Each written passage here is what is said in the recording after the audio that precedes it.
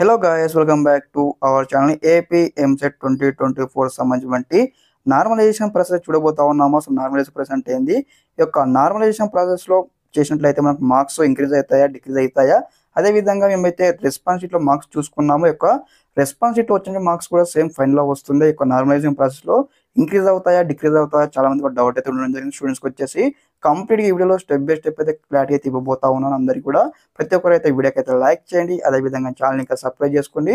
మీకు ఈ విధంగానే స్టెప్ బై స్టెప్ అయితే సీటు వచ్చేంత వరకు అయితే గైడెన్స్ అయితే ఇస్తూ ఉంటాను. ఓకే, స్కిప్ చేయకుండా పూర్తిగా గైస్.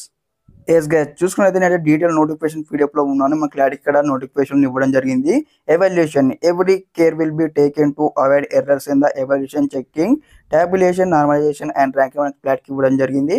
మరి ఏ విధంగా ఉంటుంది ఒక నార్మలైజేషన్ ప్రాసెస్ అంటే మనకి ఇక్కడ బైపీసీ స్ట్రీమ్ కావచ్చు, ఎంపీసీ స్ట్రీమ్ కావచ్చు, మీకు ఎన్ని రోజులు ఎగ్జామ్ జరిగింది, మీకు ఎన్ని షిఫ్ట్స్ కండక్ట్ చేశారు. ఫర్ ఎగ్జాంపుల్ వచ్చేసి మార్నింగ్ షిఫ్ట్ ఉంటుంది, ఈవినింగ్ షిఫ్ట్ ఉంటుంది కదా. ఏ విధంగా ఎంపీ స్ట్రీమ్కి బైపీసీ స్ట్రీమ్కి అనేట్టుగా ఉండడం జరుగుతుంది. కాబట్టి ఇక్కడ ఏ షిఫ్ట్లో ఈజీ పేపర్ వచ్చింది, ఏ షిఫ్ట్కి హార్డ్ పేపర్ వచ్చిందని కూడా కంపేర్ చేస్తారన్నమాట.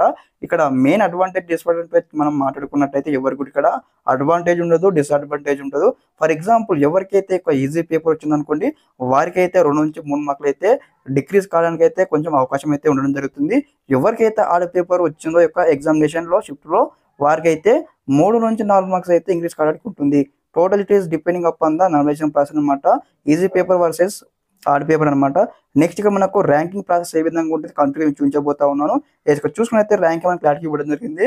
Candidate shall be ranked based on the EAP set normalised marks 75% weightage and 25% weightage in order to merit and explain in the ఇక్కడ మనకి అసెన్షియల్ లెవెల్ ఇక్కడ మనకైతే ఇవ్వడం జరిగింది. కాబట్టి ప్రతి ఒక్క స్టూడెంట్స్ అయితే బీ అలర్ట్గా ఉండండి. మీకు ఎటువంటి టెన్షన్ అయితే పడకండి.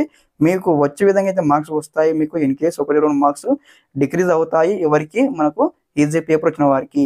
అదేవిధంగా హార్డ్ పేపర్ వచ్చిన వారికి కొంచెం గుడ్ న్యూస్ అని అడ్వాంటేజ్ అని చెప్పవచ్చు.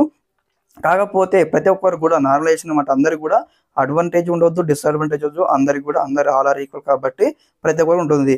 మనకి ఇక్కడ ఈఏపీ సెట్లో మనకు ఓసీ స్టూడెంట్ కావచ్చు, బీ స్టూడెంట్ కావచ్చు, మనకి ఇక్కడ క్వాలిఫై కావడానికి మనకు 40 మార్క్స్ అయితే ఖచ్చితంగా కావాల్సి ఉంటుంది అనమాట. 40 మార్క్స్ అనమాట. ఎవరైతే ఎస్సీ ఎస్టీ కేటగిరీ స్టూడెంట్స్ అయితే జస్ట్ ఇక్కడ వచ్చేసి ఎగ్జామినేషన్కి అలాట్ అయినట్లయితే, వాళ్ళు అటెండ్ అయినట్లయితే వారికి అయితే మార్క్స్ వస్తాయి. వారి మార్క్స్ బట్టి కేటగిరీ వైజ్ అయితే ర్యాంక్స్ అయితే ఫైండ్ అవుట్ చేసేసి మీకు అయితే ఇవ్వడం జరుగుతుంది.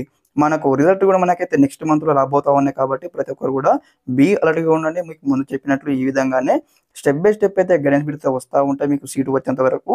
మరిన్ని మీకు ఏమైనా డౌట్స్ ఉన్నట్లయితే మీకు ఒకసారి కామెంట్ సెక్షన్లో కామెంట్ చేయండి. మీకు స్టెప్ బై స్టెప్ అయితే ఈ విధంగానే మీకు రిప్లై ఇస్తాను. ఓకే, అందరికీ నమస్కారం. జై హింద్.